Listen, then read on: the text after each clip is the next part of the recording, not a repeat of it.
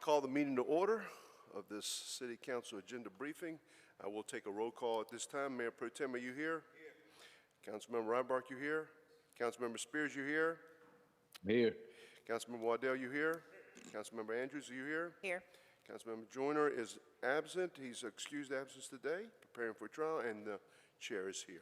So with that, we'll have two items on the consent agenda, which is the approval of the minutes, and C2 is the resolution authorizing city manager to enter into a management agreement for the Hannah Block Historic USO/Community Arts Center with the Thalian Association of Wilmington Incorporated. Public hearings. PH1 is an ordinance amending the official zoning maps of the city to rezone property containing 5.82 acres of land located at 6120 Oleander Drive from CBCD Community Business Conditional District to ONICD Office and Institutional Conditional District for mixed-use development consisting of 178 dwelling units and 20,700 square feet of office and commercial spaces. This was continued from our October 3rd, as well as our February 6, 2024 and 2023 meetings. PH2 is an ordinance amending the Land Development Code, Chapter 18, to exempt currently existing bona fide farm uses over 10 acres from certain zoning and permitting requirements. Ordinances. 01 is an ordinance making supplemental appropriations in the amount of $150,000 from the tree mitigation plantings projects in the Parks and Recreation Capital Projects Fund for stump and tree removal. Mr. Mayor? Yes, sir. Quick question on this one. Just curious why we wouldn't utilize funds from the, don't we have a tree mitigation fund? Ms. Beatty? And also, I don't know, Ms. Beatty, if you know this, but how much money we have in the tree mitigation fund at present? Good morning, Councilman, Mayor Pro Tem. There's currently $544,000 in the tree mitigation fund. We are requesting to move $150,000 of that funds, about $50,000 of which will go to a contract that we are ready to award to remove and grind all of the stumps within the city limits that we had in the queue at the time that we bid the contract. It's 387. And then the remainder of the funds we will use before the end of the fiscal year for any other stump grinding work that we identify, or for example, emergency tree removals. So we are using funds from the tree mitigation fund? Yes, sir. Okay, that was my mistake. Thank you. Amy, that tree mitigation fund, that's all funds from payment in lieu of? Yes, sir. Okay, thank you. You're welcome. And Amy, real quick, the stumps that we're removing are from the 1946 or 1945 limits, those ones that have been there since Yes, sir. Hurricane Florence. That, okay, appreciate it. Yes. Thank you. Yeah, but we got it. Okay, item 02A, which has also an accompanying resolution. 02B, 02A is the ordinance making the appropriation of $544,000 to the Parks and Recreation Capital Projects Fund for the Encino Sports Complex. And then 02B is the resolution authorizing the city manager to execute a change order with TA Loving Company for the Encino Sports Complex in an amount not to exceed $751,000. Resolutions. R1 is a resolution of the City Council of the City of Wilmington, North Carolina, authorizing the negotiation of an amendment to an installment financing contract in an amount not to exceed $32 million to finance various city projects, including streets, sidewalks, riverwalk, a sports complex, and related property, and providing for certain other related matters thereto.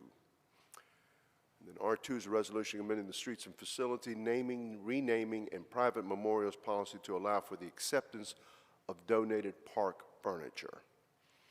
Then R3 is a resolution authorizing an upset bid process for surplus property located at 1502 Wellington Avenue.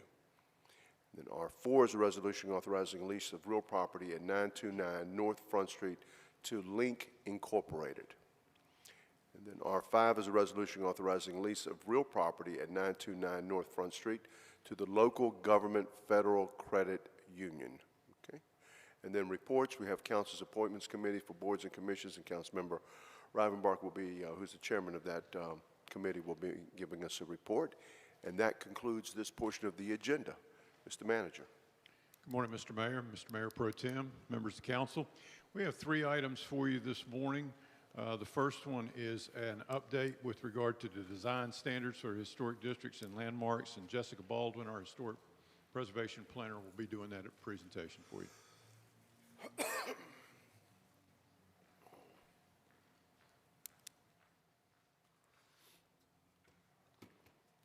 Good morning. Good morning.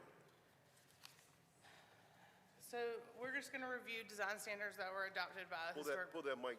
We're going to review design standards adopted by the Historic Preservation Commission on February 8th. I'm going to walk you through them. I'm going to be as quick as possible because I know y'all got a lot of things today. So, the style pages have been simplified. We removed the antebellum label and replaced it with a more historic accurately terms that represent a more inclusive history of the city. We incorporated the folk Victorian style that is now recognized by leading architectural historians and represents a large part of the historic districts of Wilmington.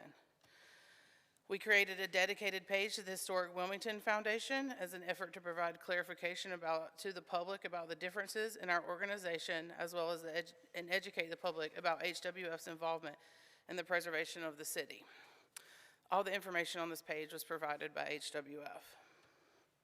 We added review tables to the standards, removing previous tables. These new tables are more thorough and will hopefully provide users with a much clearer understanding of what level COA they will need for a particular project. The tables are organized by project type, beginning with roofs, and the projects reflect most common questions and submitted applications. The 2 highlighted requests are changes to our existing practice.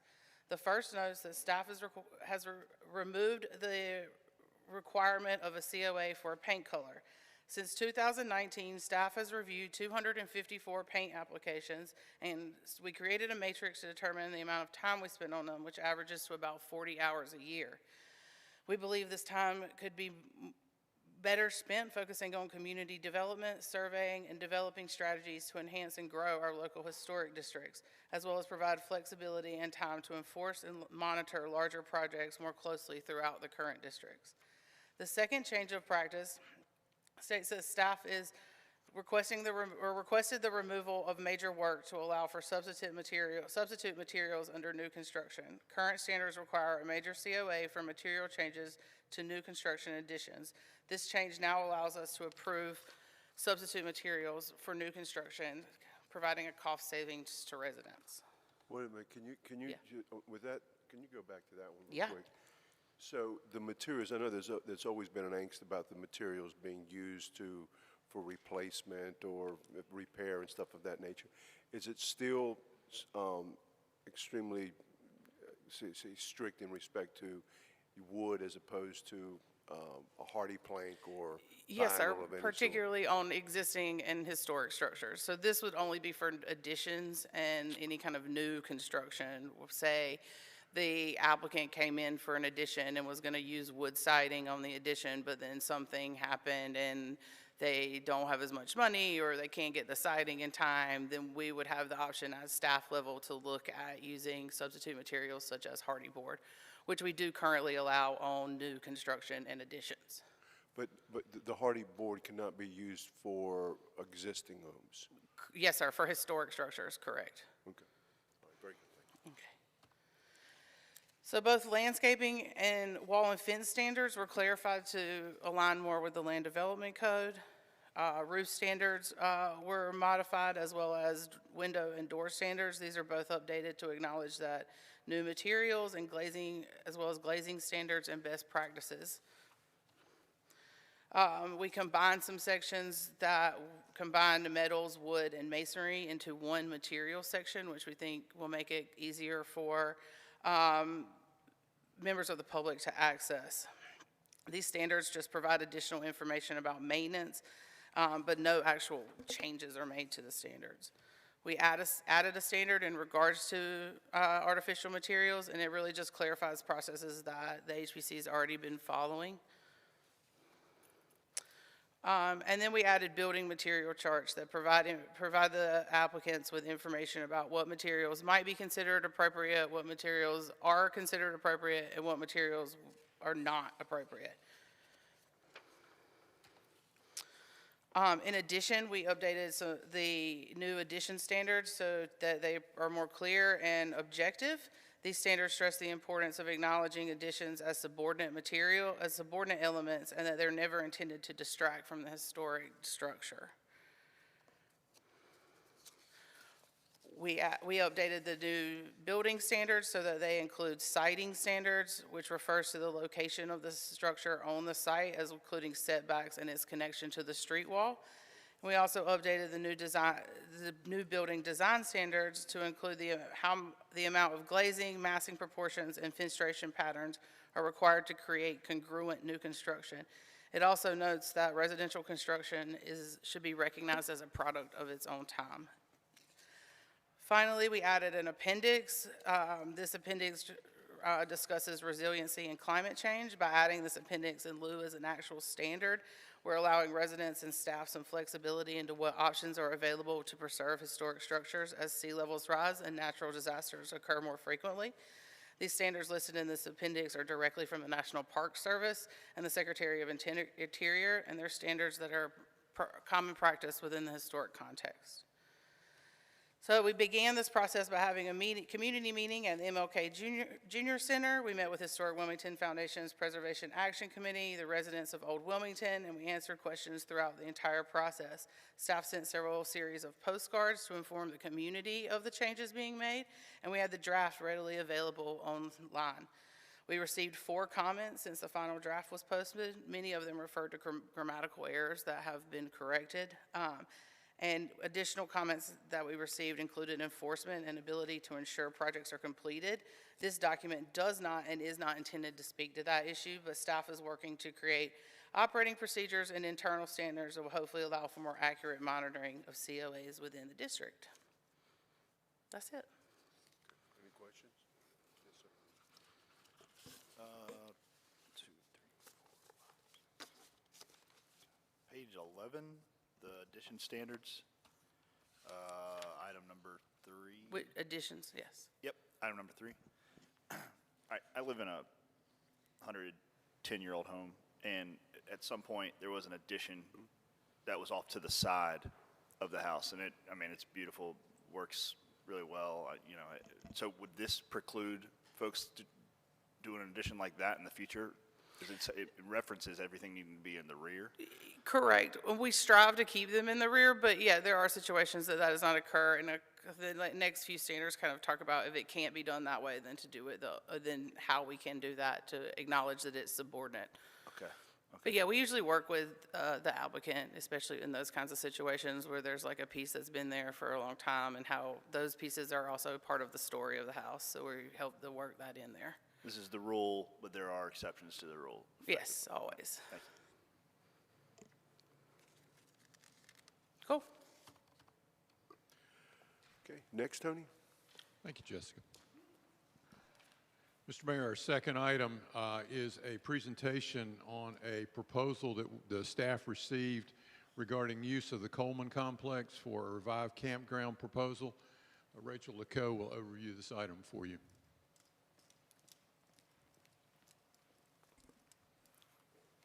Good morning. Thank you, Mayor, Mayor Pro Tem, and Council. Staff received a non-economic and unsolicited proposal from Dr. Tom Dalton, Eden Village founder, on December 3rd, proposing to utilize a city property for a campground shelter.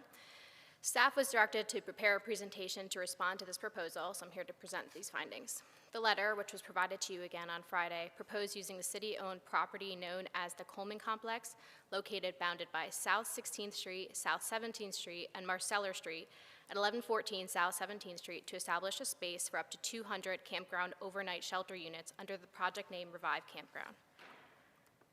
Oops. Briefly, I will go over the Coleman Complex campground proposal, staff evaluations, and other considerations, as well as options and recommendations. The Coleman Complex is a 2.3-acre site located on 17th Street, zoned UMX, and has a mixture of current uses that can be described as active supply storage, surplus equipment, tools and fixtures that need to be disposed, salvage yard, and a secure access police vehicle impound lot. Shown here is an aerial map of the property. There are 4 buildings on the site. The building at 1110 South 17th Street was renovated about 15 years ago and was where we kept the street sweeper equipment and staff building. At present, none of the buildings are used as staff offices. Oh, absolutely, sorry. This audio is terrible. I can barely hear too, but go ahead. New Hanover County 2023 assessed value is recorded at just over $1 million, with the land being the highest value at $680,000. The site shown here, the current conditions. And so the site is conveniently located near a number of services, including the New Hanover County HHS, the hospital, the food bank, Good Shepherd Soup Kitchen, and the future site of the Michael Jordan Health Clinic. Shown here are some of the surrounding parcels. You can see looking southwest, southeast on the site, as well as the northern part of the site. Again, the city received a non-economic and unsolicited proposal from Eden Village to utilize the Coleman Complex for a campground. Eden Village of Wilmington proposes that the city retain ownership of the property and that the city maintains the right to ask for Eden Village's complete removal at their cost at any time. The specific operational logistics proposed to mirror Eden Village of Springfield, Missouri's template with the following guidelines. A line would form at 7 p.m. with gates open Monday through Friday from 8 p.m. to 8 a.m. There would be costs of $10 per night for guests. It would be a come as you are with children and pets necessary. It would be a low barrier with no paperwork, with all welcome. Some guests may be employed to clean the pods and prepare for the evening, but there would be no on-site loitering during the day. There'd be security cameras and security personnel on-site during normal working hours, with security as a premium with metal detection, allowing only small personal items into the pods. There's also a proposal for phase 2, which would be an expansion into more of the property for a total of 200 pod units. These would be separated into 20 pod sections. There'd be a centrally located permanent building with 8 individual bathrooms, 8 individual showers, and a laundry facility, and additionally a modification of one of the buildings to serve as a check-in facility, storage area, and social work office. Reference in the proposal was a similar project in Greensboro, so I want to take a minute to go over their program. In Greensboro, North Carolina, the Housing and Neighborhood Department operates a doorway project. This interim housing model consists of 30 two-bedroom pallet units. These pallet units are located on a decommissioned baseball field. The project was financed by the city with contracted on-site services, including case management. A few highlights of their doorway project. So Greensboro worked closely with the Department of Insurance for a guidance paper for city and county-owned temporary sleeping units. This document provides clarification on code requirements and guidelines for the use of city and county-owned temporary housing solutions in the state of North Carolina using pallet shelters for use of extreme weather or disaster situations for no more than 180 days per year. They do not charge for guests.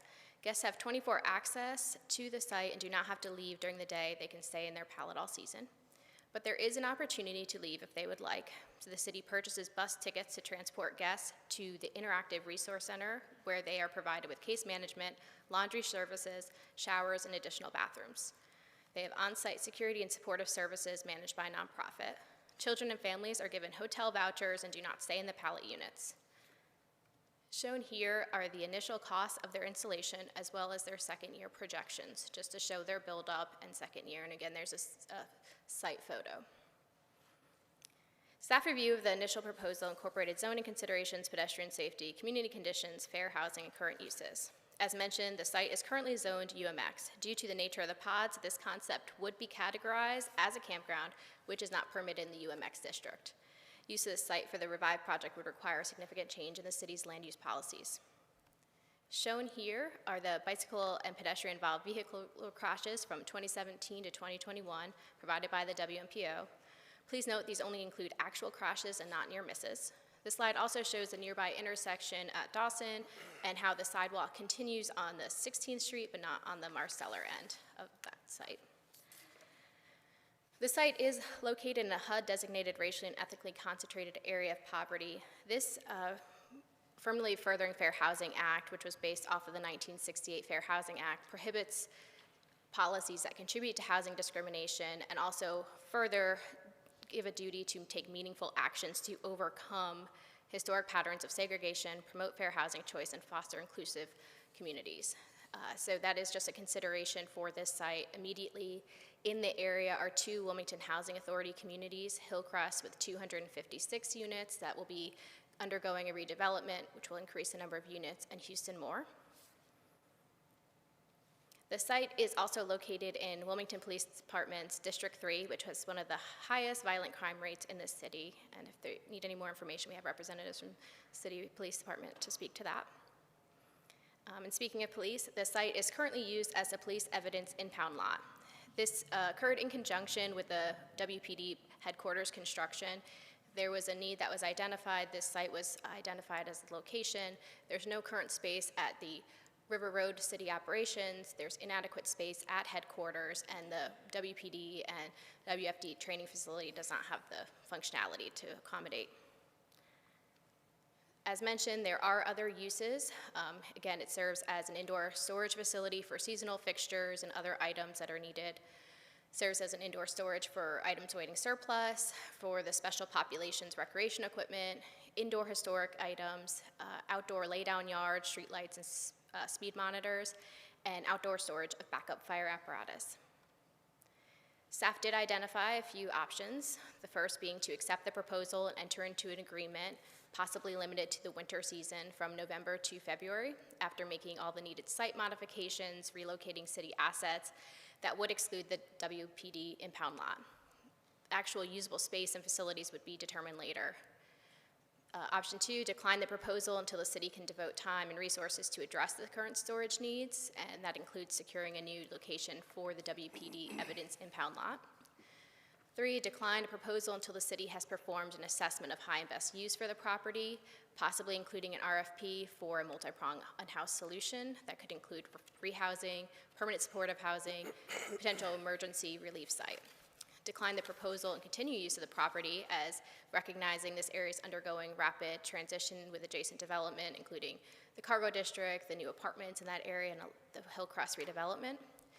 Or 5, set in place a plan to surplus the property, use the proceeds from the sale as done with Optimist Park to produce comprehensive homeless assets. Optimist Park sales, a portion of it went to Good Shepherd and a portion went to Eden Village. So staff is recommending declining the proposal to allow staff to create a balanced and comprehensive strategic approach to prioritizing the city's support of emergency shelter facilities with the need for day and night facilities and permanent housing. This concludes my presentation. Mr. Mayor. Yes, sir. Thank you, Mr. Coe. First item is not really related, it's just related to the site. I went out last week and walked the site in the rain, and it was embarrassing, the state that site is in, and that it was owned by the city and operated by the city and looked that way. If it was any other owner, I think they'd be getting ordinance violations from us. So I would advocate that we clean it up no matter what we do in short order. Second, I've been advocating for years for a need for short-term emergency shelter, and that we have basically, in my opinion, been ignoring this to push more money into Housing First initiatives via permanent supportive housing. And the need for short-term shelter is visible. It's obvious. We have an operator who is proven and has identified it. He can act quickly and has a plan ready to go. Obviously, it would take roughly a year, I'm sure, to put something in place, but there is a real need here that we have the ability to fix and can be very proactive in doing so. So for me, I mean, what will we need to do if you go back 2 slides? Yeah, just to go forward and accept the proposal, what would that look like? How do we get it on the agenda in short order?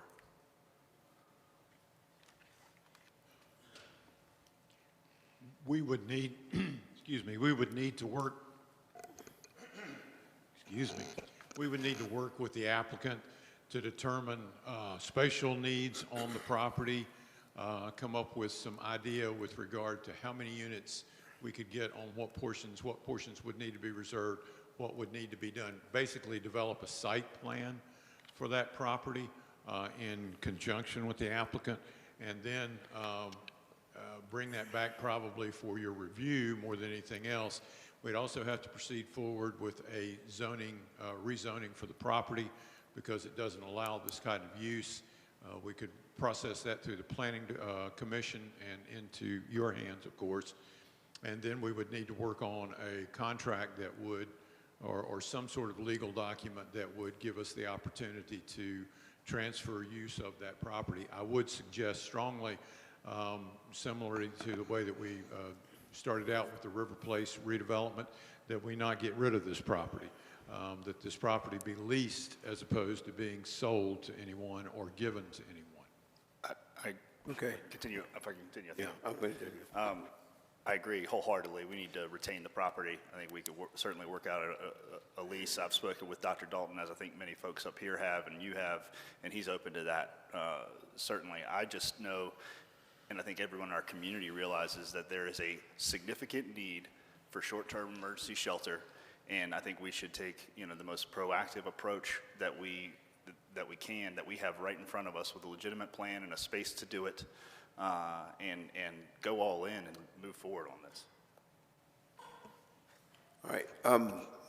I work with Eden Village, and we actually, our church has helped to sponsor a house, and so as a matter of fact, my parishioners will be there this afternoon to serve food to them.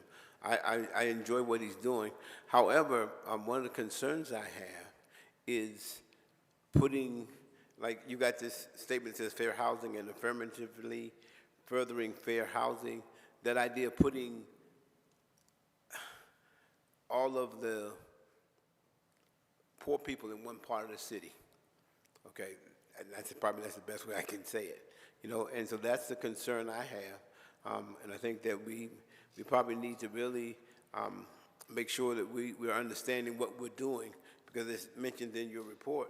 Hillcrest is right there with 256 units. Houston Moore, 150. So that's just my concern.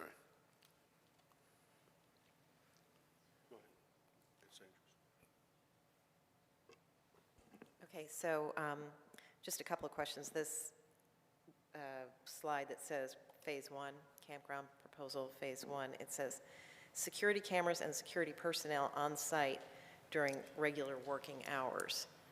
What does that mean? I can't speak to that. This is just what the proposal said. I'm not sure exactly what that means. If they mean the operations or during the day, I'm not sure.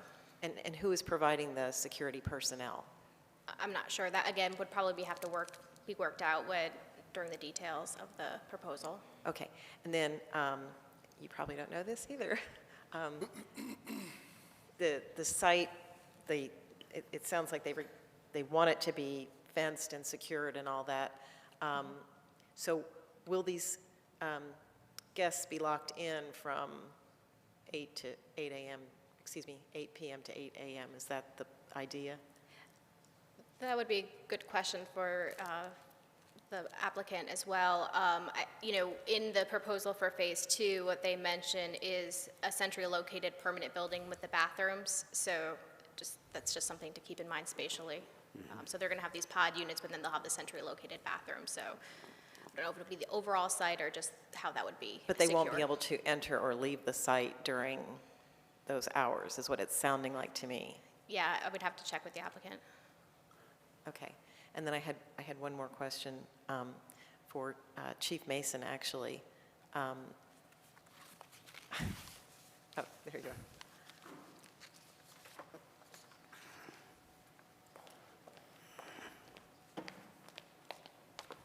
Good morning. Good morning. When you gave me that lovely tour of Station 1 and we talked about future site needs and the GIS data that you guys do so well to maintain your ISO rating, it seemed like it was like right in that area that we were having some long response times and we might be looking at a future station? Yes, ma'am, that is correct. We put together a proposal for the site about a year and a half ago as part of our strategic deployment model. We have some issues with response time currently, heavy call volume in that district, and eventually we will need some sort of satellite station or location where we can put a unit there that will help us maintain that level of service over there. So, yeah, we do have we would like to use part of that facility in the future if possible, but because it is a very strategic location for us. Again, the city owns the piece of property, so just something that's been on our radar for a couple of years. Thank you. Yes, ma'am. Miss, Well, let me follow up on that. What haven't if you pull the trigger on that? I'm sorry? I said, what happened if you, excuse me, if you've got that kind of need, how come you're still waiting? We put it on, I guess the short answer, Councilman Reidenbach, is the capital budget. This would be a capital budget item to develop that piece of property, and so we have not been able to submit anything new to the capital budget in the last couple of years. So we put the proposal together, and what we were allowed to do in last year's budget proposal, and we did so again this year, was create a document that's called On the Radar. And that document has a list of the things that are very strategic in terms of our growth and our needs to continue to provide the level of service that we do in the future. It was a way for us to put it forward out there for consideration without having the ability to put it in the budget. Thank you. Yes, sir. I know that that building, that property was obtained through Bell South's Southern Bell system when they relocated out to Shipyard Boulevard, and it was a really sweetheart deal that they gave the city. And I've always thought that that was not the highest and best use for that property to be a storage facility on those two main thoroughfares. And when the recent acquiring of the old Star News newspaper building by a developer who has done great things with that building and has a very sensitive use in that building, and I had requested 4 or 5 years ago if we could put those strips in that chain link fence to at least shield it from view, like we required wreckers and salvage yards within the old 45 city limits to do 10, 12 years ago. Yes, sir. And it hasn't been done to date. So I think that this is, hopefully, and I'm very optimistic about this situation that we find, and I'm not addressing this to you, Chief, to the nice lady. Hopefully, the use that's come before us tonight, I look at this as a temporary use, not permanent, because I think that I would hate to think that we have this kind of problem that's going to linger for a generation. Here again, I'm being totally optimistic about it. So I look at this as a temporary use, and at some point, and the way it's outlined and the way I see the one in Greensboro, it is temporary. It's not, hard structures built into the ground, and there's a lot of buildings on that property that they could use. So I would certainly not like to shut the door on it and at least go to the next level and find out where we are and what we can do, because God knows the need is there. Thank you. yes, sir. Mr. Mayor, Yeah, I've got Councilmember Barnett, and then I'll go back to you. Okay.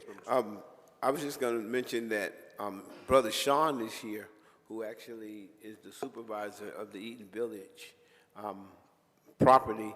And is it okay if I ask him to come up and answer that question about security and all that stuff? Brother Sean? Come on.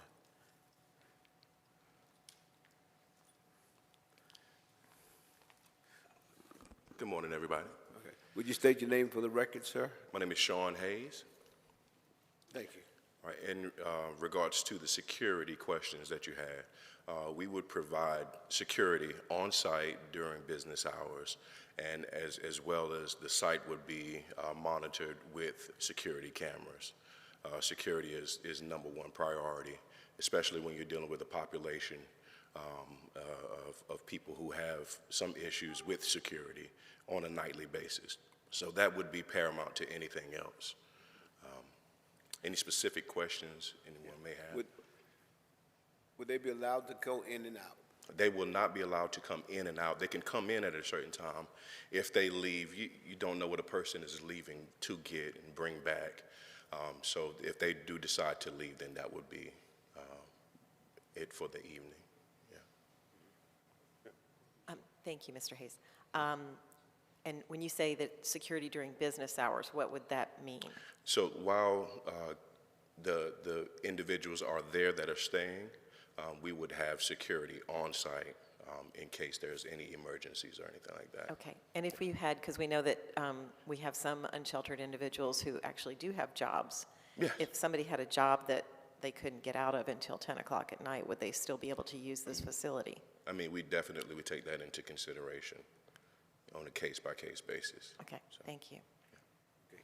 And while you're there, can I get you just to tell us in like maybe 2 minutes how the Eden Village project is doing? The Eden Village project is doing... Speak in the mic. Like, Okay, excuse me.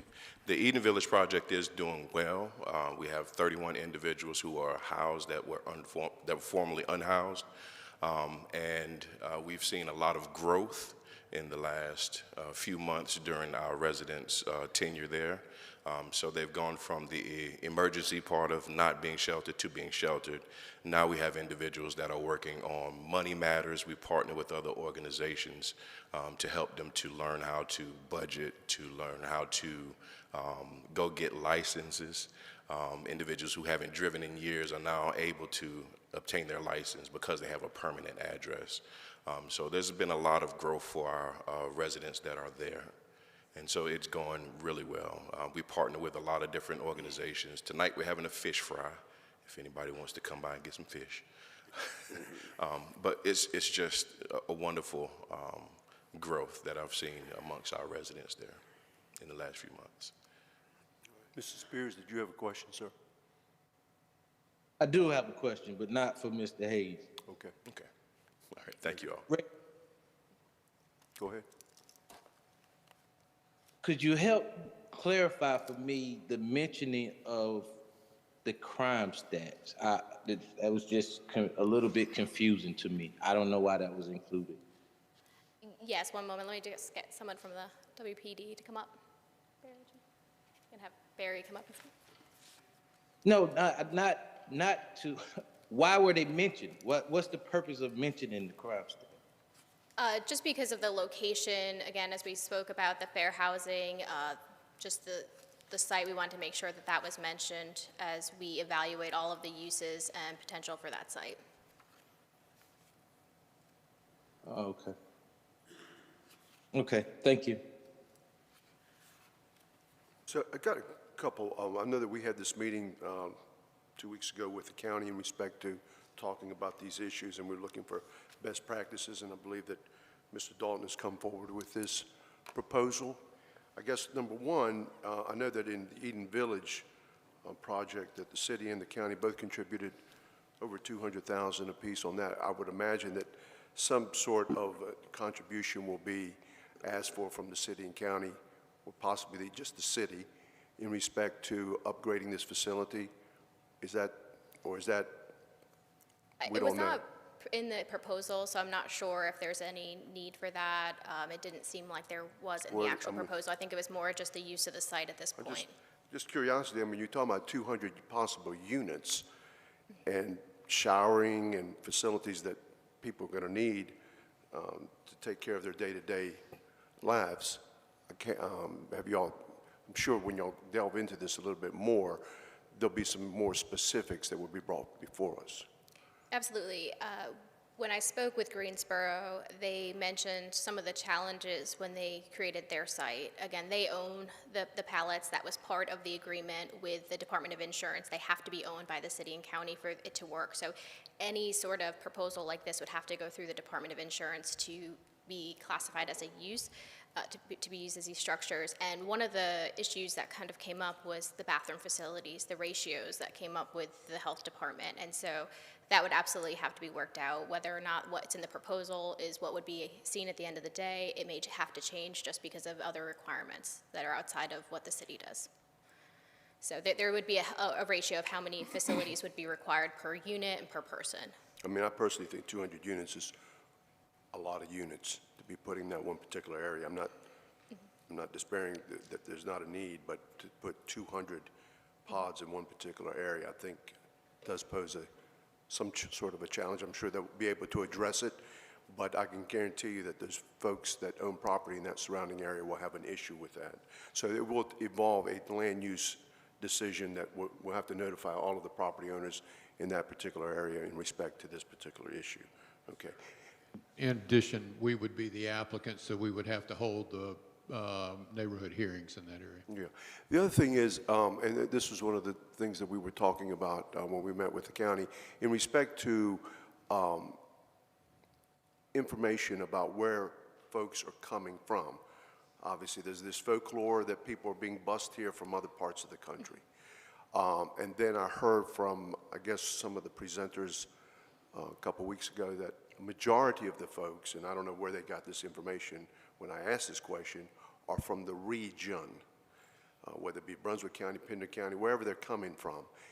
I'd like to know a little bit more about that, because the other issue that we were talking about in hopefully coming together with some sort of a plan was, if we have surrounding counties that are not putting into place things for people that are homeless in those counties because the service providers predominantly are in the city of Wilmington, we're bringing more people here, whether we like it or not, just because of the natural amount of people that we have here that are supporting and helping these folks, which is a good thing.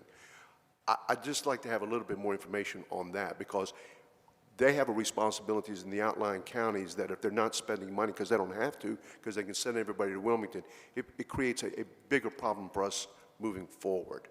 And I'd like to know a little bit more about that. And then in respect to Eden Village, as opposed to some of the other homeless providers out there, and I have to have a little bit more information about this, is are they part of the continuum of care in respect to getting the information necessary and where these people are coming from and where they're going? I know that the other, supposedly, and I may be wrong in saying this, the other providers that are part of the continuum of care have some responsibility in keeping a tracking of some sort. Is that correct? So the Eden Village has been attending some continuum of care meetings, but I do not believe at this time they have entered into the data sharing, and that's what everyone's working towards, of how to make that more accessible and really work together, because yes, that is information that we provide in our reports to HUD as well, a lot of that information, so it is important. So that is what they're working towards, but I don't believe that they are in it at this time. Okay. And so that would tie into some of the funding that you do get from HUD is based on the information that they're being able to obtain and share with us and with the county, whoever, right? So we don't receive any of the funding for the homeless support through that the COC gets, the ESG, the emergency funding. But as part of all of our HUD reporting, we are asked questions, just as we are about the Housing Authority work that they're doing. So we are expected to be able to provide what are we doing as a city to support the homelessness initiatives and some of the housing solutions. And so we absolutely report out that data to HUD, how many people and what are the demographics. That is all information that we report out. Okay. That is provided to us from the COC. And then in respect to funding, financing and what have you, I'm sure that to bring this thing up to some level, there's going to have to be some money spent by the city. Again, just give the property, and I'm sure there'll be some ask. Obviously, the county receives the vast majority of health and human services from the state of North Carolina. They are, and I'll continue to say this, they're an extension of state government, and they get most of the funding for this type of stuff. And you know, I think they have an important role to play here, and I think they have to be at the table with us, and I'm sure they will be. I'm sure they're looking for, I know that they were talking about some sort of a shelter years ago, a couple years ago, so I think this would kind of tie in directly into what I think their objectives are also. So I think it's very important that we're both tied at the hip on this particular issue. It's just not the city of Wilmington, because we're out of all the city budgets, excluding the beaches, we have the smaller budget as opposed to what the county's receiving and what they have. And I'm not, that's just where the majority of their money is coming from the state, which is helping in these particular endeavors.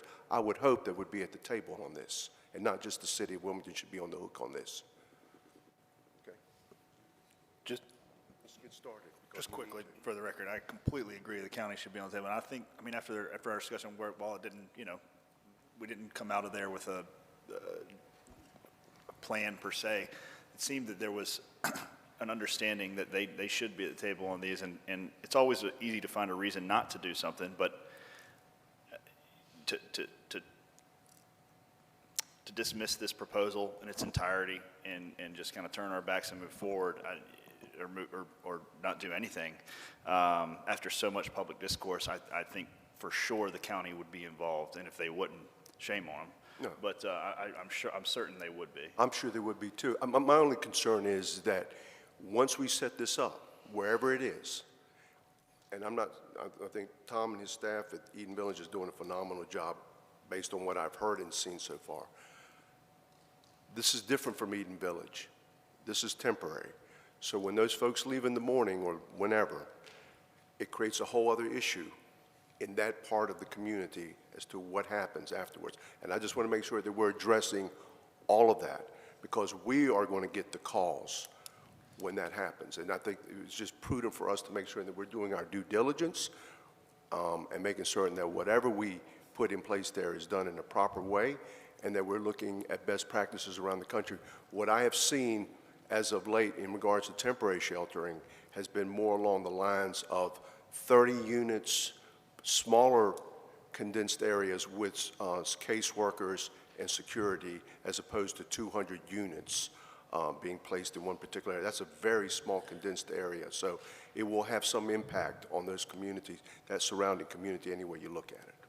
Yes, sir. As Winston Churchill said, this may not be the beginning of the end of homelessness, but it could be the end of the beginning, because we're beginning to address these things. And I've always said we need to do things, we need to be drastic in our approach. We've talked about, there are studies in the bowels of this building that were done in the 90s where we talked about this thing, because it's not that new.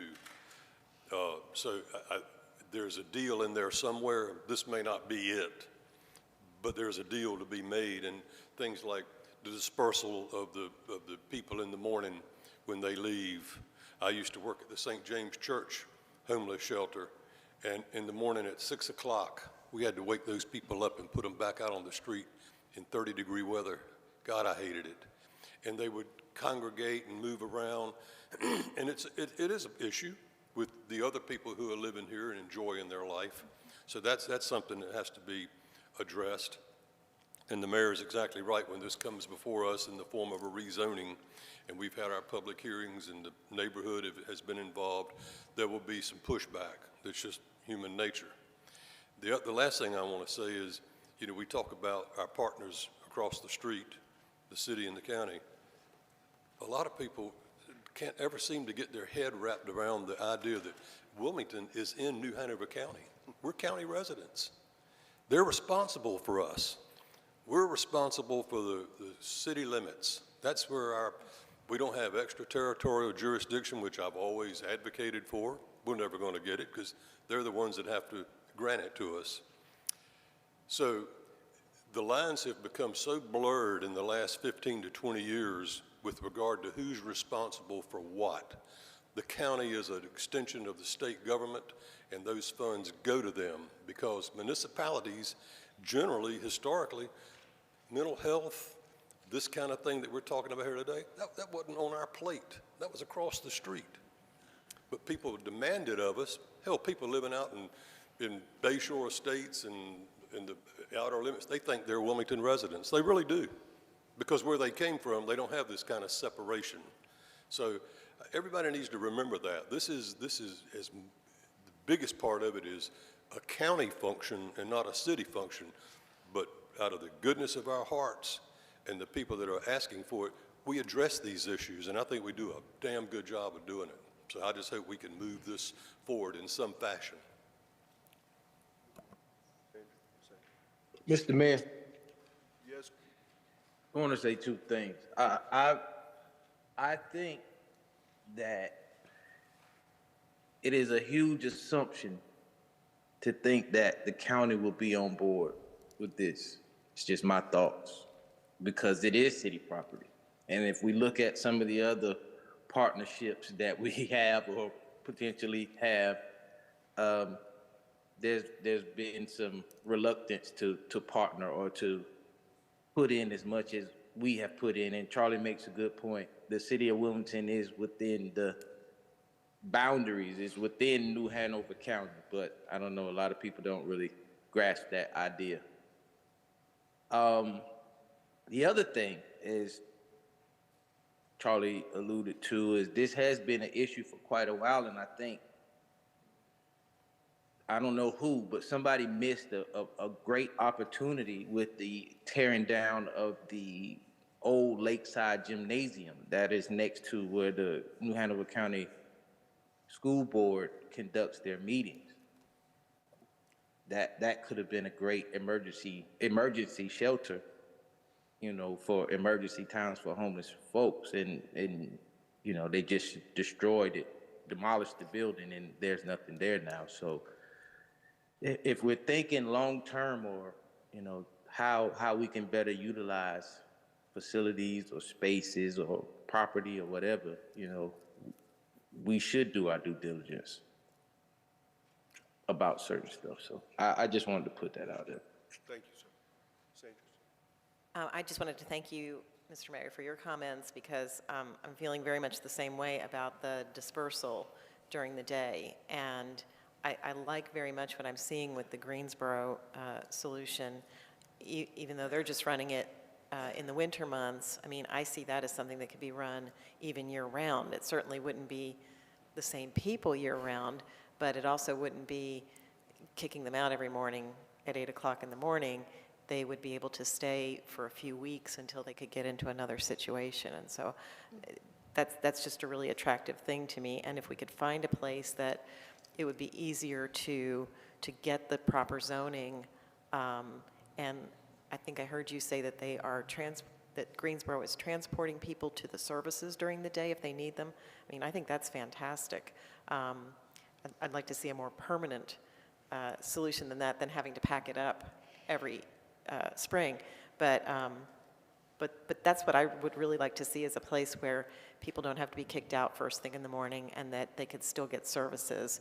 And, you know, I know in this situation, they're talking about stripping the beds and washing the linens every single day, and that's a lot of extra work that if somebody could stay there a few days and nights or a few weeks, it would cut down on that maintenance as well. So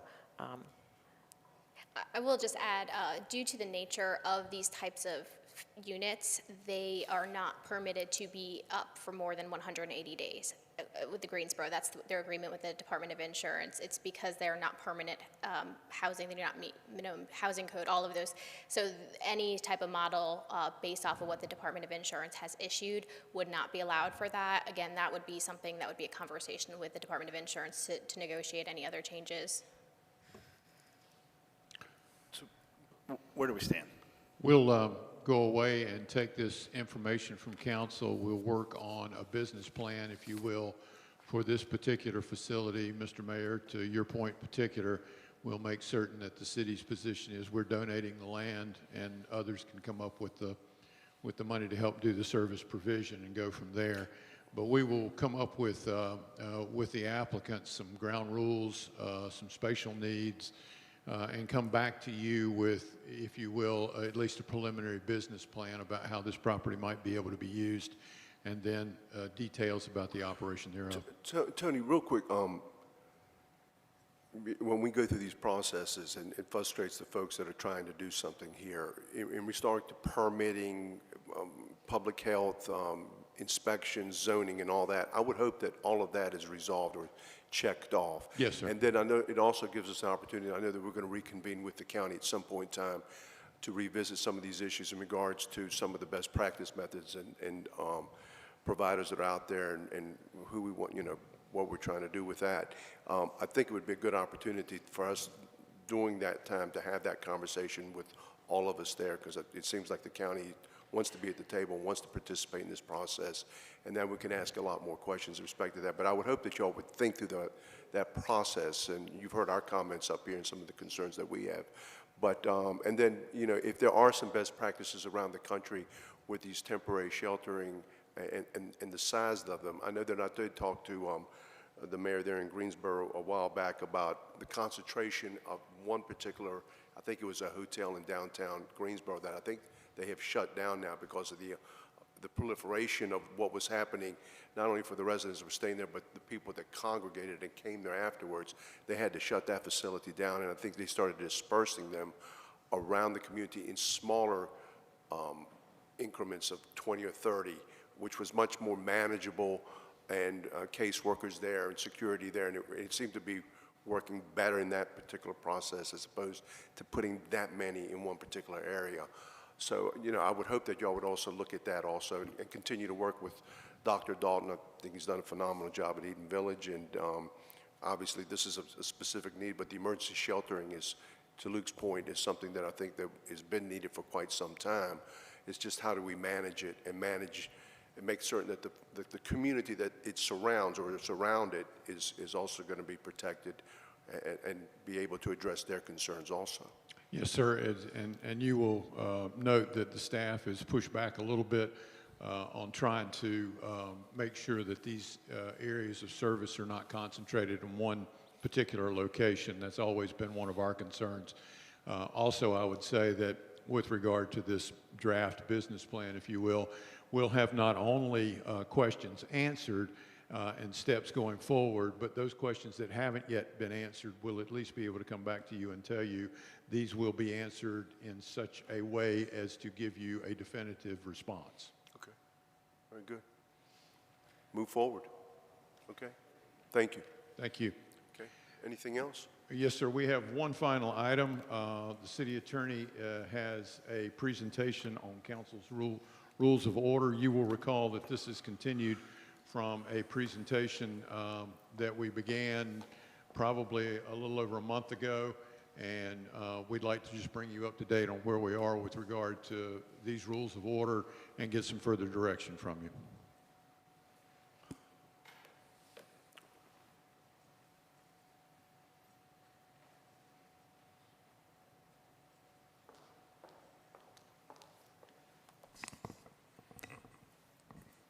Good morning, Mr. Mayor, Mayor Pro Tem, members of council.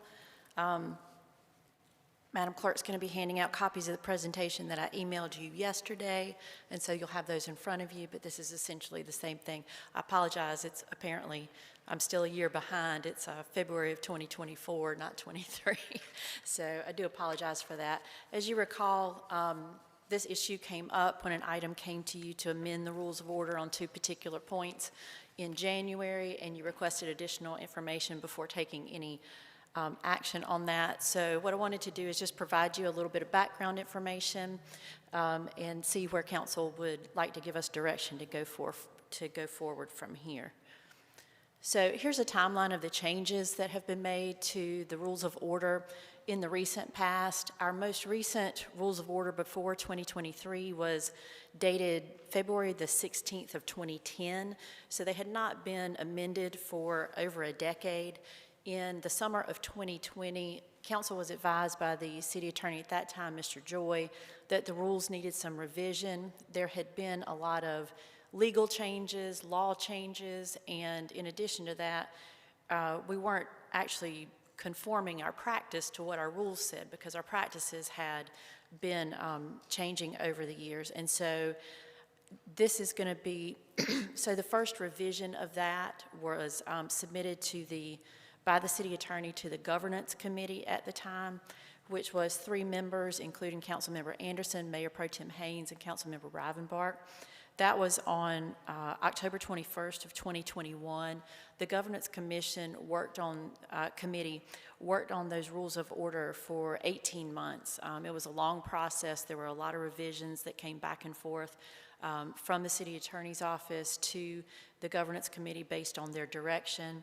And so in March of 2023, those rules were submitted to council. And that did contain the legal updates that included conforming the rules to our current practices. It was basically just a wholesale rewrite with input from governance and council on all of those issues. And those rules were adopted by council on March 27th of 2023.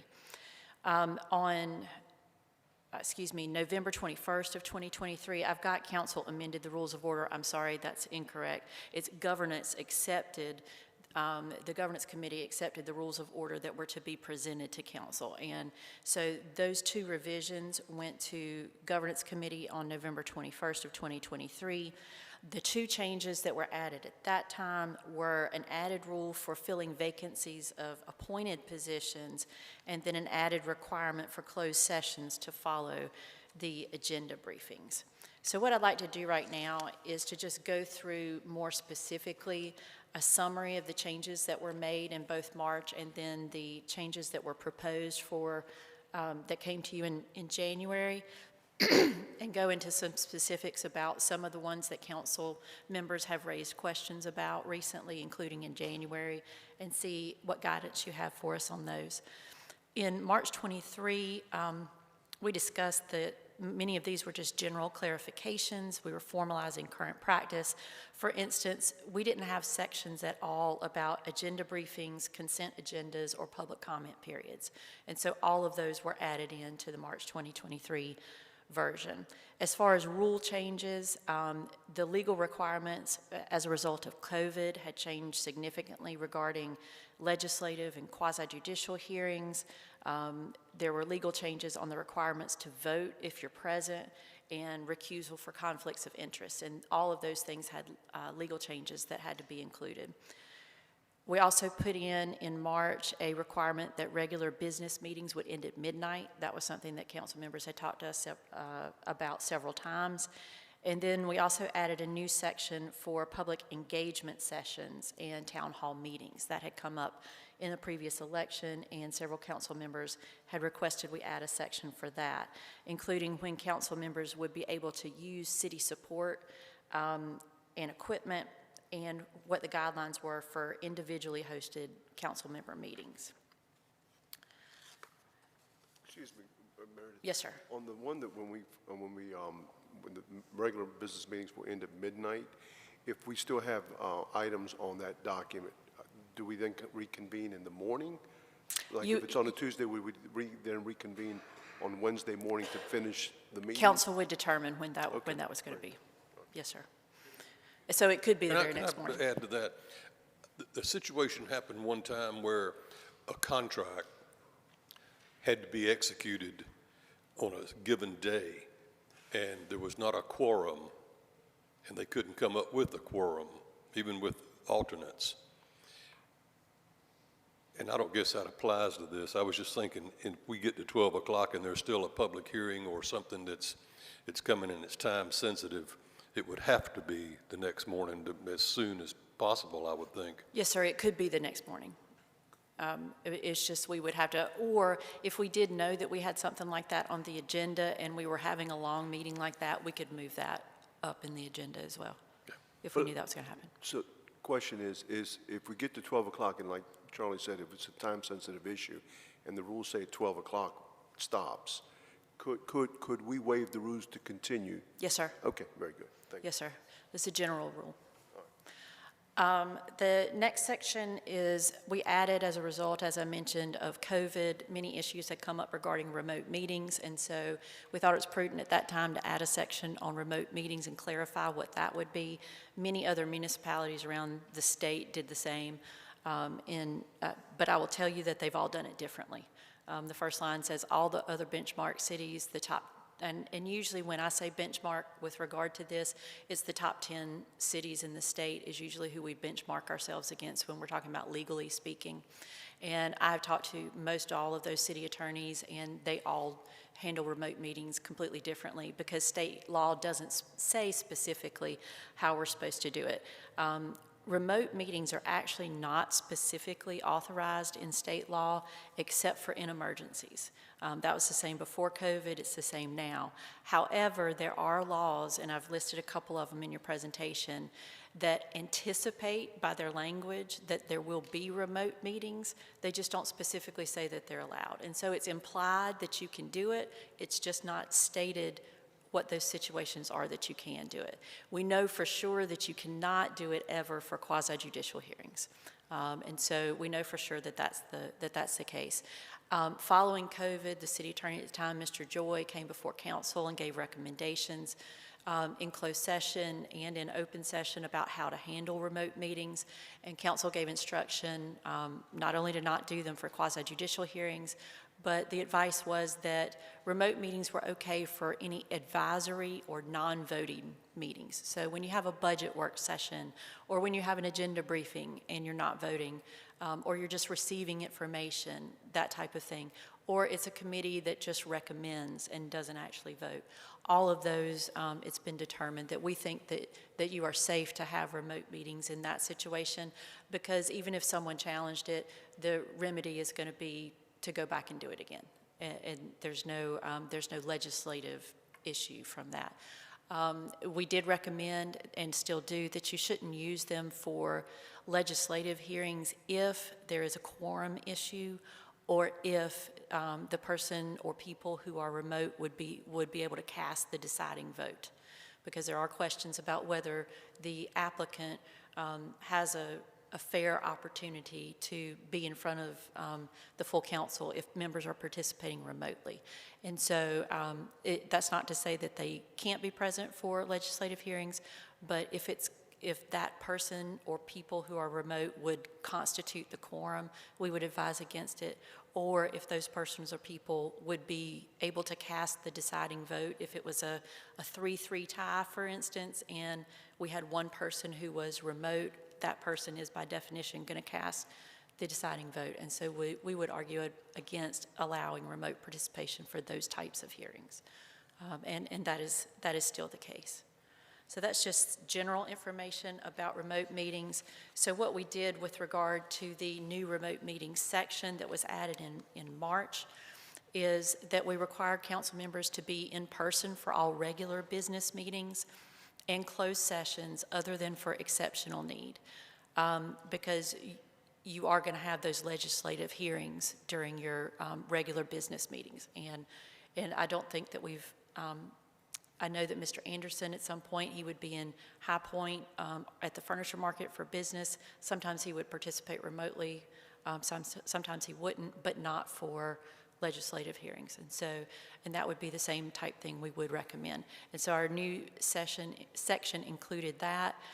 Exceptional need was defined as medical issues, business travel greater than 50 miles, or conflicts that occurred with city business. The language specifically says that using remote meetings shall not be relied upon for regular use or convenience. There was a procedure implemented for participating remotely. The individual or individuals who would participate remotely would be required to notify the mayor or presiding official ahead of time, and as well as the city manager, so that arrangements could be made, like getting them on virtually and however that needed to be done. Also, so that council would know, and any objection by any other council member to that member participating remotely would have to be made prior to either the consent agenda on a regular business meeting or the initial item on a closed session meeting. So it's not saying that you absolutely cannot participate remotely for either of those. It's saying that there's a procedure if there's an objection by someone else on council for you to participate remotely. And then the mayor at that point, if someone did object, would rule on the appropriateness of whether or not you should be able to participate remotely based on whatever the situation is. And that decision, it could be appealed by the member wanting to participate remotely to all of council for an actual vote. And so there is a procedure in place for participating remotely. If nobody objects, whether it's in regular business meeting or in closed session, then the member participating remotely will be allowed to participate. And so this has been the standard since March of 23. There was also a requirement to use both audio and video. Can you explain that to me, that last one? Requirement to use audio and video. It should mean that you would have your video screen up as well as your audio, and it says except for you should be on mute if you're not actively participating. Okay, thank you. One of the other changes in March of '23 was the changes to the nonsectarian invocation. I'll tell you that most other municipalities, I did do some benchmarking as well, informally calling around the other top 10 cities. Most other municipalities don't even mention having an invocation in their rules of order unless it's just mentioned in a list of when things will happen, but most of them don't even include it in that. Much less a procedure for how you select your participants or who does it, city clerk, city manager, city council.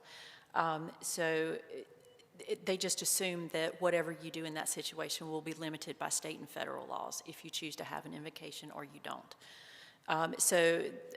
But the city has had something in our rules since at least the rules in 2010 regarding a nonsectarian invocation. And so in 2023, there were some changes made to that.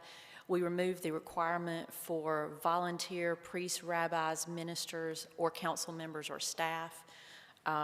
We changed that instead to either the WPD or fire department chaplains or other clergy solicited by the city manager.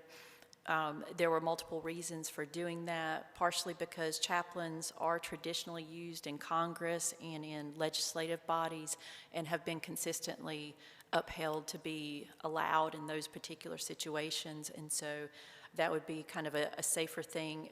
There have been several cases, including in North Carolina, in Rocky Mount specifically recently, where members of council were the ones who were doing the invocation, and that specifically was struck down.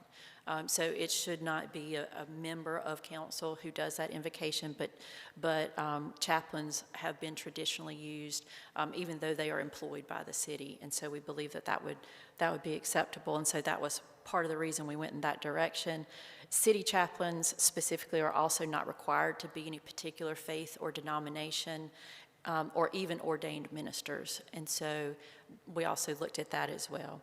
And the responsibility for those invocations was transferred from the city clerk to the city manager. So those were the changes involving that. Next, the November 2023 changes that passed through the governance committee. This was only 2 changes. We were asked to draft these changes by several members of council and by the governance committee. The 2 changes are that closed sessions would be required to be at the end of agenda briefings unless there was an emergency or some other type of unavoidable situation, like what Mr. Robinbart was mentioning, that if we had something come up with a contract or a grant or something that would have to be considered at a council meeting because we just found out about it, that type of thing. And the second change was a new rule for filling vacancies of council-appointed positions. That would, council-appointed or approved positions, really, because the 3 council-appointed positions, as you all know, are city manager, city clerk, and city attorney, and then the chief of police and the fire chief are council-approved positions. And our ordinances require that you must give preference to internal candidates for that. You're not required to, but you must give that consideration. So with regard to the new rule for filling appointee vacancies that came to you in January and that passed through the governance committee, I will also tell you that no other benchmark city in North Carolina that I have spoken with in those top 10 cities has a rule on this issue passed saying that it's within council's discretion. They all say city council shall appoint the manager, the clerk, the attorney, but that's it. None of them have a procedure for doing this at all. So this was a whole new procedure and a whole new rule that we were asked to write to do this, and we pulled from several different things, including the rules for filling, the rules that we already had in place for filling council vacancies and some of the wording there. So this was a whole new rule that was created. And the purpose of doing this. Excuse me. Yes, sir. Meredith, who asked you to write that aspect? So several members of the governance committee, Mr. Anderson was one of the primary proponents in wanting this written, because this originally came about because over the last either 4 or 5 years, the 4 of those 5 positions, including the chief of police, the fire chief, the city attorney, and the city manager, were all positions that have been filled with an internal candidate without a process. Now, the history of that is that prior to that, all of our 4 predecessors had been filled through an external process. And that would be Mr. Joy, Chief Evangelist, Chief Martinet, and Mr. Cheatham. And so they had all been chosen through a process, but they had all been here for such a long time that they then had deputies or people second in charge that were able to step into those positions. But it did feel that we had 4 very important positions within the city within a span of just 3 or 4 years that were all filled with no process. And part of what Mr. Anderson said was that he wanted there to be a preference, something in our rules that would require some sort of outside process for those important appointed or approved positions. Does that help, sir? Oh, yeah, that does help, but I think we're all aware Mr. Anderson is no longer here. That's true, sir, and I'll tell you that there was discussion about whether to bring this to you in January. Like I said, it was approved by governance in November, but after the election and the changes on council and the fact that Mr. Mayor decided that the governance committee was not needed again at this point. And so with all of that, we did have a question whether or not to bring this to you, but since it did come as a recommendation from the governance committee, which was a valid committee at that point, we decided to go ahead and bring it to you. So this is the recommendation from that committee, and staff doesn't take a position on this at all. We're just here to present you with that information, and then it's up to you as council to determine if that's the direction that you still want to go or not. Right, so a former council member that's a former council member and a former committee that's a former committee. And also that you were a part of those 4 out of 5 appointments, right? Yes, sir. I was. Okay. Okay, yeah. We just want to make sure that we put that out there. Also, one more thing I want to revisit as we talk about remote meetings. Could you tell me, just off the top of your head, if you know, which I'm certain you may not know, how many meetings did Mr. Anderson attend remotely while he was away at the furniture market? I'm not sure. I do not know. I believe that it was held twice a year. And so it was maybe 1 or 2 meetings a year that he would typically either, prior to COVID, he simply would not attend meetings. But after COVID, when we started allowing remote participation more often, following COVID, then it was, I believe, probably twice a year that he would usually be absent. Right, he would be absent, but would he utilize the remote meeting capability, is my question. He did some on the agenda briefing days to listen. No, but I'm talking about the regular meeting. I don't know if he ever attended one of those remotely. No, sir. I don't think we've ever had any council member attend a regular business meeting remotely. I did during COVID. You attended a regular during COVID, sir? I did. Yes, during COVID. I'm sorry. I was more talking about in the recent past, in the last year or 2 since then. In the recent past, Mr. Anderson has not, maybe once, maybe one time. But that's something that you can quantify. You can get that information. So we don't have to guess about that. But I'm almost certain that he has not. He's only attended 1 meeting when he was away for business remotely. So he would actually just be absent. He would generally not be here. Yes, sir. I agree with you. And like I said, okay. I don't think he ever attended a regular business meeting remotely. I don't think any council member has, except for like during COVID when as we were talking about. Right. Okay. Thank you. Yes, sir. As part of the new rules for the filling appointee vacancies, like I said, it did require an outside process component.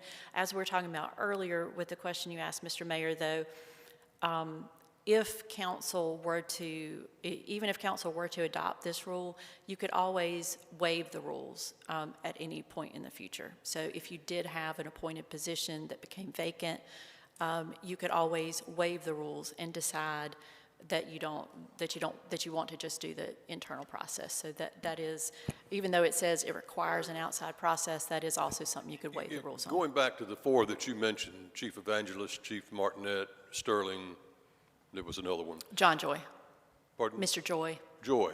You know, I mean, we certainly, or I wasn't here for all of those, but we certainly had an opportunity to go either way. Yes, I mean, sir. Apparently, council sitting at that time thought it was prudent to go outside, and you always, you know, you always think, or you always hope that your people in those leadership are grooming people. But, I mean, I think that certainly needs to be in there. It's not a given.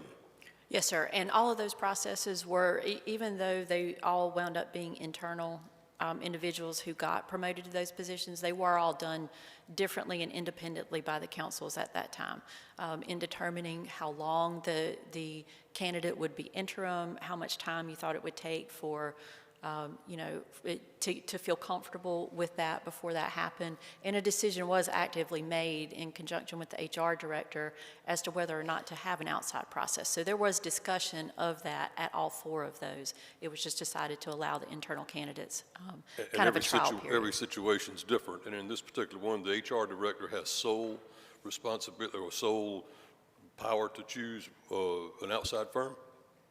So basically the ability, yes, sir, and the ability to choose an outside firm. Now, the HR director, and I know that from both Al and Clayton in the recent past, you're familiar, they're going to take their direction from council. And so they're going to bring you, you know, a potential interim candidate. They're going to ask you what you want to do. If council wants to use an outside firm, they will certainly do that. But if they think that they don't have the ability to handle a process that large as what council wants, then they can choose an outside firm. But it will be up to them to choose that firm or to do it internally unless council gives them some other direction. Well, the only reason I ask it just look so set in stone the way it's worded, chooses whether to use outside firm underneath HR director's responsibilities. That's why I ask. Thank you. And again, this was a whole new rule, and so any wording, if you decided that you did want to move forward with this rule, we could change any of the wording. This was something that we came up with because there's no other city that really has this, because they don't want to pigeonhole themselves in and wind up having to change the rules every time. So we can get rid of it completely, we can reword it, we can do whatever council would like for us to do. But the HR director would also organize the interview panels, which would always have council members on them, and all of council would do all of the final interviews and dictate all of the contract terms. We did that before. Yeah, and which is our, so we tried to model it essentially about how things go now. That all of council does do the final interviews. HR sends out the notices, they get the applications, they rule out anybody who's not qualified, and they try to get a smaller group of council of 2 or 3 members together, and usually there aren't outside individuals. Yes, sir. But you know, with Chief Evangelist, I think the PERF report, I don't know if you were here, Tony, at the time, there was 96 candidates. Yes, sir. For the police chief, and I think they had to be narrowed down to 12 or something so we could have the interview process, and I think PERF did that for us at the time. Yes. And then I know with the fire chief, we also had done a study, and that group also brought forward a number of fire chiefs. I think one came from Dayton, Ohio, what have you, was 5. And I remember, and Tony, I know you participated in this with other cities, you've helped out. There was other fire chiefs that were participants in that process that shared information with council at the time as who they felt was the leading candidates for the job, which was very helpful from our perspective. And when we hired John Joy at the time, I mean, not John Joy, but Buddy Martinette. Chief Martinette. And then, of course, with the attorneys, we went through that whole process again, and John came to the top. So I'm kind of in this philosophy of, you know, going back and forth on it, is the cream is always going to come to the top, whoever that may be, whether it be the internal candidate or somebody from outside. So I don't think it's a bad process, but again, it's up to council. Ultimately, the decision is going to be made by all of us up here, whether we do it or don't do it. But I do think it's a good process to at least think outside of the box. I don't think it's bad. Yes, Ms. Andrews. Okay, I'm going to start with the most recent thing that we talked about, which is the filling appointee vacancies. And we're hearing that when you benchmark this, that nobody had this rule in their rules of order. I would submit because it doesn't belong there. So, you know, I would not be in favor of putting this rule in the rules of order. We're sitting here talking about how we can go about waiving it if we want to each and every time. I don't think these vacancies are going to come up on a month-to-month basis. And I think that really the rules of order is really about how we run meetings. And, you know, I can see why we have a rule about how we fill our council positions, because that doesn't exist anywhere else. But I think this is just entirely a case-by-case basis and doesn't belong in the rules of order. As for the other proposed rule that came up from the November 2023 recommendations for the closed sessions to be held on Monday mornings, I would not be in favor of that either, because the reason that was given was because we don't want to have them at 10:30 at night, which I totally agree with. But there's also nothing wrong with having them at 5:30 at night. And I think that might be a better time, and to start our regular meeting at 6:30, as we've always done, that we could come in at 5:30 and do our closed session while we're fresh, while we're eating our sandwiches before the meeting. And I think that would be a much more convenient time for everybody that needs to be here, whether they have another job or not. And then finally, the non-sectarian invocation, why was that changed? Why was that moved from the city clerk to the city manager, and why was the pool of speakers contracted? I cannot speak, and I do not know why it was moved from the city clerk to the city manager. Because Margaret Haynes didn't like it. And that was the instruction that we received. And so, but that was not an open discussion. And so I can't speak to that one. But as far as why the people were changed, it specifically mentioned priests, rabbis, ministers, or council members, or staff. And so we just felt like that using the chaplains was a better way to go, because that is something that had been approved and held up in legislative settings, as opposed to specific members of certain denominations or certain faiths, because it specifically listed priests, rabbis, and ministers. And because the chaplains are not required to be ordained ministers or even of particular faith or denomination, it was just advice from the attorney's office that we thought that would be a safer legal way to go if we're going to maintain the non-sectarian prayer. Again, you know, we can make any changes or tweaks to that council would like, but that was what we brought to the governance committee and what they approved. Thank you. So you said that you benchmarked this against the other top 10 cities, and none of them mentioned how to select the speakers in their rules of order. Did you benchmark what they actually do in practice? That varies drastically. There are some places who don't do an invocation at all. There are many who have moved to a moment of silence instead of doing an invocation, which is also part of why it's not mentioned in their rules. There are some who do an invocation similar to what we do, where they have community volunteers come in. There are some where it's not a prayer really at all. I believe that you and I had conversation about, you had someone who read a poem for, you know, each time before, or some other way to, you know, bless the legislative body in what they're getting ready to do. And so it varied one way or another. It is still going on in at least, I would say at least 50% that there is a non-sectarian prayer. But there's also at least 25% who have moved away from it and just have a moment of silence. Okay, well, I'd like to see that, just to see what they do. Yes, ma'am. Because, I mean, I looked at a few of them, and it did seem to me that the moment of silence was more the mode. And then others did other things. I think in Cary they're doing an opening ceremony. I think it's something like that. Don't quote me on that, but they call it something like that, the legislative opening or something. And it goes from council member to council member, but it's more of an announcement of, things, upcoming events or things that they want the council to focus on. So that's neither here nor there, but I looked back at 2023 and up until now, and in the first few months of 2023, when it was under the old rules and the clerk was arranging for the speakers, there were 2 women, and one was a rabbi. And since then, we've had no women and nobody giving anything other than a Christian prayer. So I have a concern about that, and that instead of expanding our pool, since, one of our core values is inclusion, I think that we should be expanding our pool of speakers instead of contracting it. So, I would be open to maybe going back to a process. It doesn't have to say priests, rabbis, ministers.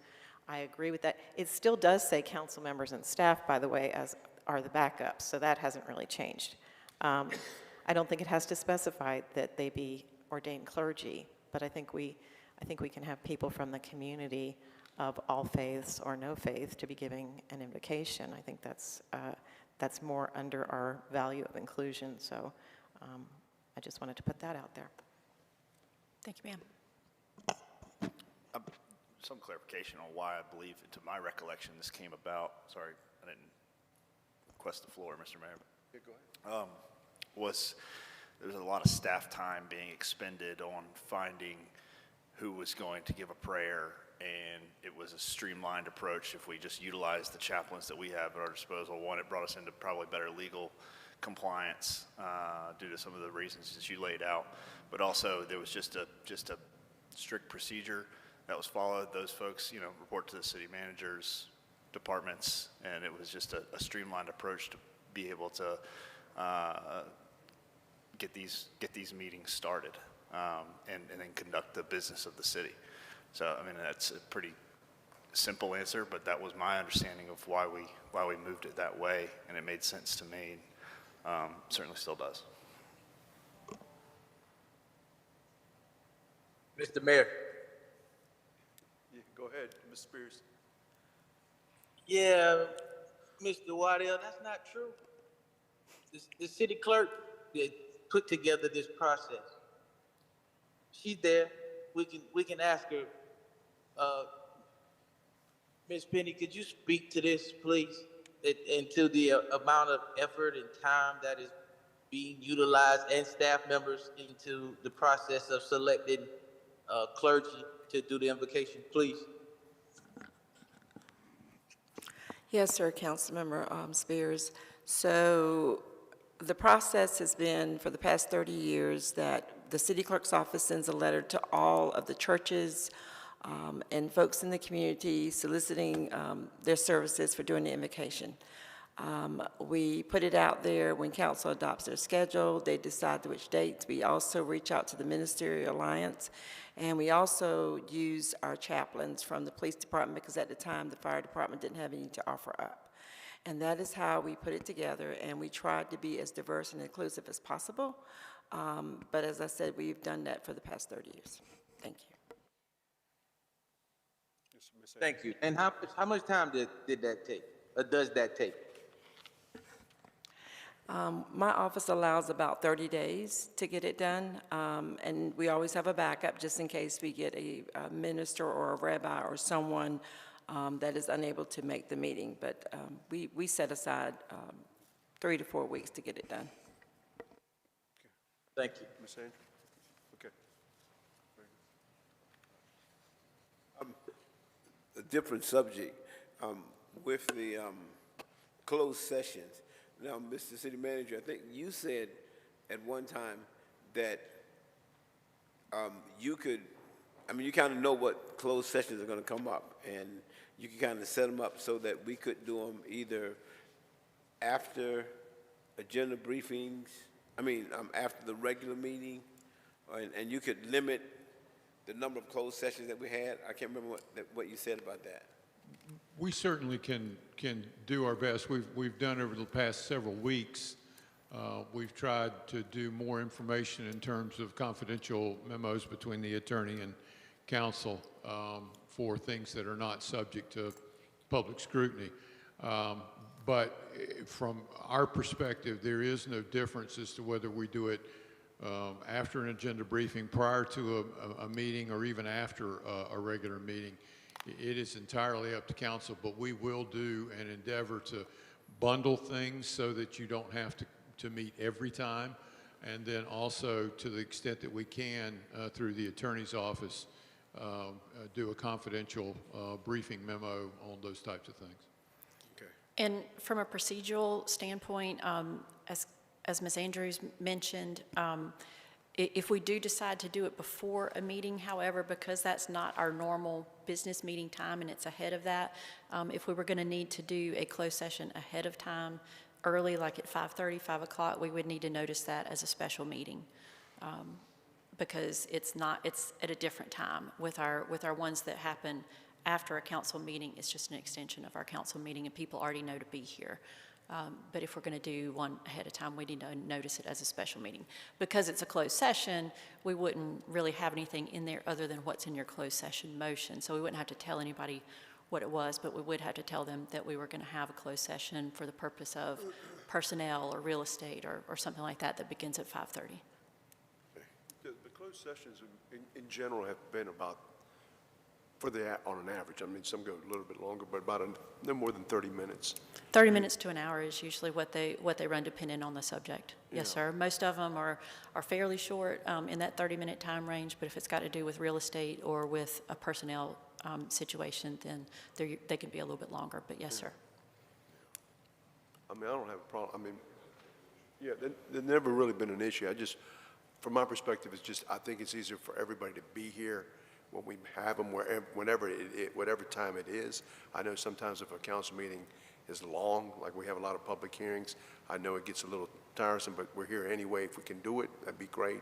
But I do think it's important that everybody be here when we make those decisions. I'd hate for somebody not to be here when we're making them, because somebody can say, well, I wasn't there, and, whatever. So that's just my take on it. Whenever it may be. But I would, look to you, Meredith, and your department that, and Charlie alluded to this one time about the number of closed sessions that we've had in the last couple of years has been a lot more. Now, maybe that's because we're busier, we got a lot more things happening. I know with a lot of the real estate we're going to be divesting in the future. I know that we're going to be having a lot of closed sessions in respect to that when we start talking about negotiating contracts or what have you. But I think you can couch it as, try to bundle them together when you bring them to us. Yes, sir, and they have increased in number significantly. I know that to my knowledge, and many of you can correct me, and Mr. Manager as well, but prior to Mr. Joy being here, we didn't do an awful lot of closed sessions at agenda briefings. They were pretty much all after the meetings. And then when Mr. Joy got here, there were some longer ones because they had to do with the real estate, and at that point we started trying to move them to after the agenda briefings. And so it was only about 7 or 8 years ago that we even started doing agenda briefings doing closed sessions after agenda briefings. So it's not like it will be a problem if we go back to doing them after the meetings. They have become a lot more, but like Mr. Caldwell said, we can change that, because a lot of the condemnations and things like that we've been bringing to you in closed session, we can do a confidential memo and you can ask us for additional information, that type of thing. It's the CIP projects and the real estate issues that have really been making that more frequent, but there are things we can do to cut back on those numbers as well. But we can absolutely move to, we don't have to go through with this section at all. This was as far as the remote meeting section, and we can just start bringing them to you after your regular meetings, and then if it becomes a problem again, then council can let us know. I'll just voice my agreement. I don't care when we do them. I think it's important that we're all here. It's important business to be done, and it doesn't matter to me when it happens. Okay. I like that suggestion. That's all. Anybody else? Are there comments or direction on any of the other, by any other members about the other sections that we've discussed? The only other thing, this is a personal thing. If, for one reason or another, the mayor pro tem is not here, and I'm conducting the meeting, and it's a long meeting sometimes, and I may have to take a bathroom break, I'm either going to have to recess it, or I can appoint a member from council to continue on the Roberts rules. And it makes no difference to me which way we do it. If you want me to recess it, I'll just recess it so I can take a bathroom break. But sometimes I just need to stop just for a moment, or the mayor can appoint a member of council to just continue the meeting, you know, what have you. I know there's no provision in this for that, so.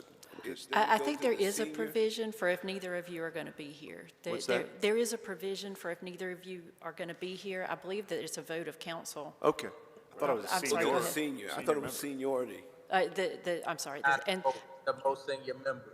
I think that okay. that's typically been Mr. Rivenbark when we've done that, so we can just proceed under that. All right. You just let him know whenever Gotcha. you need to All right. leave. Question answered. Thank you. Yeah. Thank you. Any other questions or comments? And what we can do is take some of these suggestions back and send them out, you know, do some of the benchmarking that was requested, and send some things back to you. But at this time, I think if I could just get a little bit of direction on the filling the vacancies, because it seems like Here's my suggestion for all of it. Set it back to how it was. That's how I feel. I'm sorry, And what? Just set it back to how it was before it was changed. This is ridiculous. If you talk about the remote meeting aspect, you talk about the implications, if you talk about the community meetings and all of that stuff,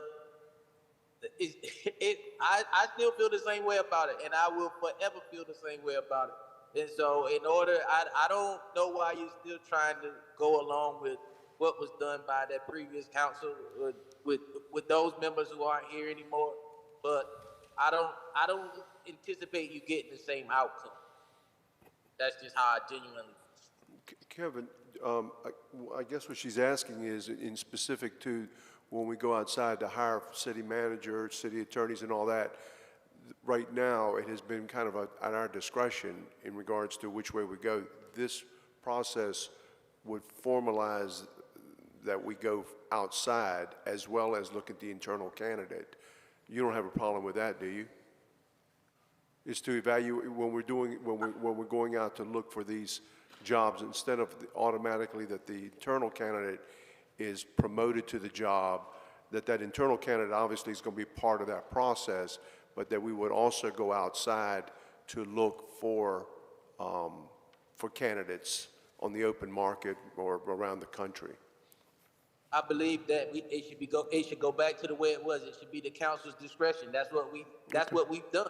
We've had discussions on several occasions for these positions about who should be promoted from within, or if we should open it up to the rest of the nation to apply.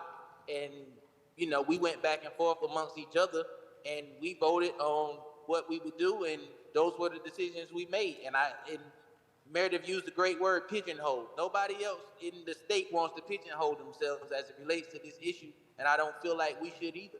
We should just use our own discretion to do what needs to be done. But that's just me.